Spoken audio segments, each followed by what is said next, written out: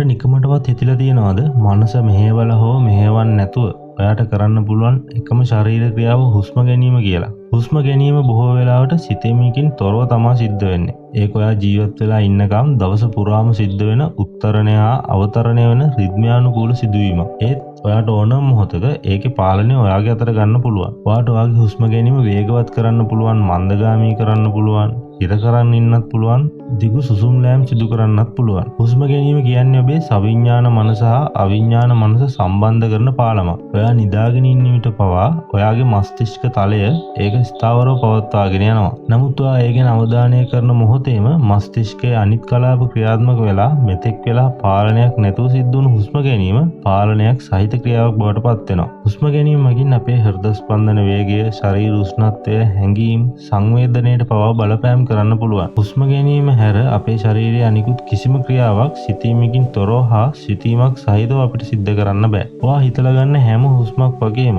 නොහිතා ගන්න හැම හුස්ම ගැනීමකින්ම ඔබට අත්දැකෙන්නේ කැමැත්ත හා විශ්මය අතර ඇති හමුවක්. ඔබේ ශරීරය හා ජීවිතය අතර පැරණිතම සංවාදයක්. ඉතින් ඔයා මේ වගේ වීඩියෝ දිගටම බලන්න කැමති නම් අපේ YouTube channel එක subscribe කරන්න අමතක කරන්න එපා. එහෙනම් ඊළඟ වීඩියෝ එකෙන් හම්බ වෙනකම් ඔයාලට ජය.